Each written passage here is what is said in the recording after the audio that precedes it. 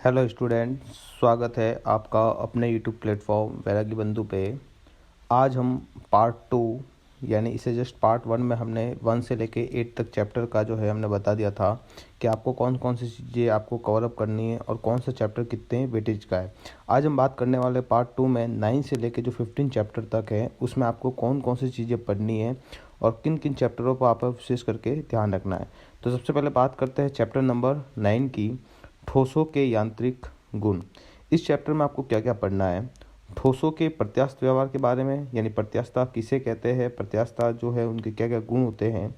उसके बाद प्रतिबल और विकृति, हुक का नियम, प्रतिबल और विकृति में जो वक्र है वो, और प्रत्यास्थता गुणांक ठोसों के लिए, द्रवों के लिए, और लास्ट में इसके कुछ अनुप्रयोग है, उन अनुप्रयोगों को आपको पढ़ना है। अब हम बात करते हैं चैप्टर की। ये जो चैप्टर है आपके 4 नंबर कवर अप करता है फिजिक्स में, यानी आपके ईयरली एग्जाम में 4 नंबर के क्वेश्चन इसमें से मिलेंगे। आपको इन टॉपिक्स को अच्छे से कवर अप करना है। ये सभी के सभी टॉपिक्स इंपॉर्टेंट्स है, और विशेषकर जो आपके नाम से जैसे हुक्का नियम में बहुत बार पूछा जाता है, साथ ही साथ प्रतिबल विकृति वक्र जो है ये भी अधिकतर बार आता है। प्रत्यास्था गुणांक जो है, यंग प्रत्यास्था गुणांक, वो भी आपको अक्सर पूछा जाता है। और द्रव्य के जो अनुप्रयोग है, इन अनुप्रयोगों के बारे में भी आपको अक्सर पूछा जाता है। ठीक है, तो जैसे आपके के आय आकार के जो गड्ढे बनाए जाते हैं वो सब इसी में आते हैं। ठीक है, तो आपको इस चैप्टर को जरूर कवर अप करना चाहिए। नेक्स्ट बात करते हैं चैप्टर नंबर 10 की। चैप्टर नंबर 10 जिसका नाम है तरलों के यांत्रिक गुण, ये भी 4 नंबर का वेटेज कवर अप करता है। इसमें हमें कौन कौन सी चीज़ें पढ़नी है। सबसे पहली चीज़ कि इस चैप्टर में जो है आपको पढ़ना क्या क्या है, और हमें इस चैप्टर को करना चाहिए, नहीं करना चाहिए, या हमें इसे बाद में करना चाहिए। तो मैं आपको सजेस्ट करूंगा कि आपको पहले जो है 9 चैप्टर अच्छे से करने के बाद उसके जो दूसरे टॉपिक्स जो मैं बताने वाला हूँ उनको करिएगा, और उसके बाद इसको करिएगा। कि चैप्टर हालांकि इंपॉर्टेंट है, बिल्कुल इंपॉर्टेंट है, मगर समय के साथ हम इसको अगर इतना टाइम नहीं भी दे पाएंगे तो हमें टाइम के अकॉर्डिंग चलना है। यानी हमारा समय अगर कम है तो हमें इन चैप्टर को बाद में करना पड़ेगा, क्योंकि ये चैप्टर थोड़ा सा लेंथी है उसके मुकाबले। तो बात करते हैं इसमें क्या पढ़ना है आपको। पास्कल का नियम, गहराई के साथ दाब में परिवर्तन, यानी गहराई के साथ जो दाब में परिवर्तन होता है रो जी एच, उसके बारे में। धारा के प्रवाह किसे कहते हैं, रेनॉल्ड संख्या किसे कहते हैं, श्यानता क्या होती है, स्टॉक का नियम क्या है, और साथ ही साथ बर्नौली के अनुप्रयोग जिसमें आपको वेंटुरी मापी और टॉरिसेली प्रमेय दोनों के बारे में पढ़ना है। और लास्ट जो है प्रश्न तनाव अच्छे से पढ़िएगा, प्रश्न तनाव पर अक्सर क्वेश्चन मिलता है। नेक्स्ट बात करते हैं द्रव्यों के तापीय गुण। ये भी चैप्टर जो है 4 मार्क्स का कवर अप करता है। बहुत ही इजी चैप्टर है, आराम से जल्दी से जल्दी कर सकते हो। तो मेरे हिसाब से इस चैप्टर को आपको पहले करना चाहिए। इसमें आपको ताप और ताप मापन के बारे में पढ़ना है, ताप के जो यूनिट्स हैं उनके बारे में पढ़ना है। फिर आदर्श गैस समीकरण है, आदर्श गैस समीकरण से रिलेटेड जो आपके थ्योरी है, जो कुछ नियम्स है उनके बारे में पढ़ना है। परम ताप किसे कहते हैं उसके बारे में पढ़ना है। तापीय प्रसार जो है वो अलग अलग आपको अलग अलग मेटल के लिए होता है, उनके बारे में पढ़ना है। विशिष्ट धारिता के बारे में पढ़ना है। अवस्था परिवर्तन पढ़ना है, जैसे क्वथनांक किसे कहते हैं, हिमांक किसे कहते हैं, गलनांक किसे कहते हैं, उसके बारे में पढ़ना है।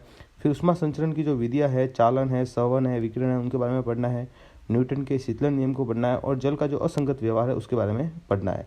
तो ये चैप्टर इंपॉर्टेंट है, अच्छे से कर सकते हो। और ये जो जितने भी चैप्टर्स है या जितने भी आपके टॉपिक्स है ये सब इजी है, आराम से आप कवर अप कर सकते हो। नेक्स्ट बात करते हैं ऊष्मागति की। बहुत ही इंपॉर्टेंट टॉपिक है फिजिक्स में, और ये भी आपके 4 मार्क्स कवर अप करता है। इस चैप्टर को आप बिल्कुल भी मत छोड़िएगा, आपको इसमें बड़ा क्वेश्चन मिलेगा। तो कहने का मतलब अच्छे से कवर अप करना बहुत ईजी काम आने वाला है, और ये चैप्टर आपके दूसरे भी चैप्टर्स में काम आता है, इसलिए ध्यान रखिएगा। इस चैप्टर को छोड़ना आपकी सबसे बड़ी मूर्खता कहलाएगी। तो बात करते हैं सबसे पहले कि साम्य या तापीय साम्य किसे कहते हैं। ऊष्मागतिकी का शून्यांक नियम स्लॉट। फिर तापीय जो आंतरिक ऊर्जा है उसके और कार्य के जो व्यंजन है उनको भी पढ़ना है। ऊष्मागति का प्रथम नियम फ्लॉट, उसे पढ़ना है। ऊष्मागति के प्रक्रम जो है, जैसे समतापीय प्रक्रम, दुष्म प्रक्रम, उनके बारे में पढ़ना है। उनकी अवस्था समीकरण के बारे में पढ़ना है, किए गए कार्य का व्यंजन है वो आपको पढ़ना है। फिर उसमें इंजन, ऊष्मा पंप या प्रशीतक जिसे कहते हैं, ऊष्मागति का द्वितीय नियम, उत्क्रमणीय और अनुत्क्रमणीय प्रक्रम, और कार्नोट चक्र। ध्यान रखिएगा, कार्नोट चक्र बहुत इंपॉर्टेंट है, बहुत बार एग्जाम में आया हुआ है, तो इसको जरूर कीजिएगा। नेक्स्ट बात करते हैं 13 चैप्टर गैसों के अनुगतिक सिद्धांत। ये भी आपके लगभग 4 मार्क्स कवर अप करता है, तो बहुत ही अच्छा चैप्टर है, आप अच्छे से कर सकते हो, और इजी है, आराम से आपको हो जाएगा। बात करते हैं इसमें पढ़ना क्या क्या है। सबसे पहली चीज़ हमें पढ़ना है द्रव के आणविक प्रकृति, यानी द्रव्य के क्या क्या गुण होते हैं उनके बारे में पढ़ना है। गैसों का व्यवहार, और साथ ही साथ आदर्श गैस का अनुगतिक सिद्धांत इंपॉर्टेंट है, क्योंकि पार्ट का नाम ये है, तो 100% इसमें से क्वेश्चन आपको मिलेगा ही। इसमें आपके अनुगतिक सिद्धांत को पूरा कवर अप करना है, तो आपको गैसों के जितने भी बारे में जानकारी है वो आपको कवर अप हो जाएगी। एक इसमें पढ़ना है आपको ऊष्मा समविभाजन का नियम, बहुत बार आता भी है। फिर विशिष्ट ऊष्माधारिताएं, माध्यम मुक्त पथ, गैस दाब का व्यंजन और वर्ग माध्य मूल वेग, और साथ ही साथ स्वतंत्रता की कोटि। इस चैप्टर में आपको स्वतंत्रता की कोटि जरूर पढ़नी चाहिए, उस पर आपको क्वेश्चन मिल सकता है। साथ ही साथ अनुक्रमिक सिद्धांत को अच्छे से पढ़ना चाहिए, क्वेश्चन मिलेगा ही। ऊर्जा समीकरण का नियम देख लीजिएगा, काम आएगा आपको ऊर्जा वगैरह निकालने में। और आपके माध्यम मुक्त पद को भी जरूर पढ़िएगा, डेफिनेशन आती रहती है। नेक्स्ट बात करते हैं 14 चैप्टर 5 मार्क्स कवर अप करता है आपके ईयरली एग्जाम में।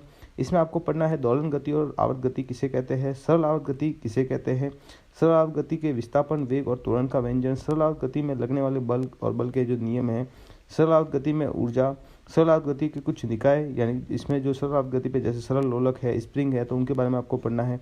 अवमंदित सरल आवर्त गति, प्रणोदित सरल आवर्त गति और अनुनाद, इनको अच्छे से कवर अप करना है। बहुत ही अच्छा टॉपिक्स है, इम्पॉर्टेंट है, और आपके 12th में भी कुछ चीज़ें इनकी काम आती है, तो ज़रूर पढ़िएगा। नेक्स्ट बात करते हैं 15 चैप्टर। आपके ये जो चैप्टर है ये 5 मार्क्स का है। सॉरी, इससे पहले जो हमने चैप्टर की बात की थी आपके ये आपके 6 मार्क्स का है, ठीक है, तो ध्यान रखिएगा। ये आपके 5 मार्क्स का है तरंग। तरंग जो है टॉपिक आपके थोड़ा सा बड़ा है दूसरे टॉपिक्स के मुकाबले, तो मैं आपको सजेस्ट करूंगा कि इस टॉपिक को बाद में कवर अप कीजिएगा, जो पहले बताए गए टॉपिक्स है उनको पहले कवर अप कीजिएगा। अब बात करते हैं इस टॉपिक्स में क्या क्या पढ़ना है। तो सबसे पहले अनुप्रस्थ और अनुदैर्ध्य तरंगे किसे कहते हैं, प्रगामी तरंग के विस्थापन और चाल की जो विस्थापन समीकरण और जो चाल के व्यंजन है उनको, फिर तरंगों के अध्यारोपण का जो सिद्धांत है वो, और तरंगों में जो व्यतिकरण है उनके सूत्र का व्युत्पन्न, फिर तरंगों के परावर्तन, तरंगों परावर्तन जैसे यानी तनी हुई डोरी में अप्रगामी तरंग और खुले पाइप में आपके अपगामी तरंग। इसको अगर आप कर सको तो करना, क्योंकि इसमें क्वेश्चन जरूर मिलते हैं, पर चैप्टर बड़े होने की वजह से इजी है, हालांकि पर सिर्फ बड़े हैं। फिर विस्पन, डॉपलर प्रभाव को जरूर कीजिएगा, बहुत काम आता है आपके और इम्पोर्टेंट भी है। तो डॉपलर प्रभाव कीजिएगा सबसे पहले, फिर अध्यारोपण का सिद्धांत है, इनके समीकरण है। तो 100% आपको इसमें से क्वेश्चन जरूर मिलेगा। चैप्टर 5 नंबर कवर करता है, बहुत अच्छा नंबर है, पर आपको समय के हिसाब से ईयरली एग्जाम आपके पास आ गए हैं, तो आप इसको बाद में प्रेफर कीजिएगा, पहले जो आपको क्वेश्चन मैंने बताए हैं उनको भी जरूर कीजिएगा। तो सबसे पहले बात करते हैं कि हमें कौन कौन से चैप्टर्स जो है उनको पहले करना चाहिए। तो चैप्टर नंबर 1, 2, 3, 5,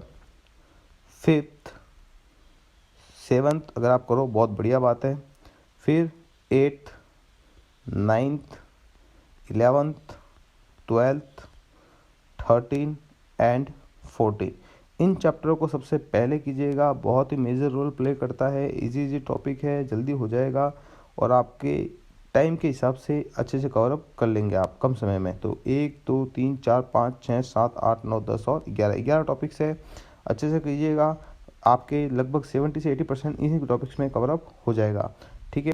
तो आप इस वीडियो को ज़्यादा से ज़्यादा शेयर कीजिएगा और इसमें बताए गए अनुसार ही पढ़िएगा, तो आपको बहुत फुल बेनिफिट मिलेगा। धन्यवाद।